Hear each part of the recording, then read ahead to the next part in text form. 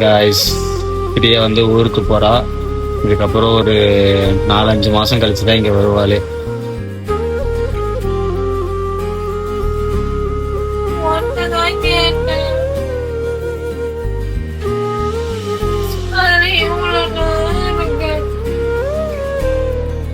அந்த சென்ட் போதும் உனக்கு. உனக்கு அந்த சின்ன சென்ட் தான் இருக்கு, அதை எடுத்துட்டு போ.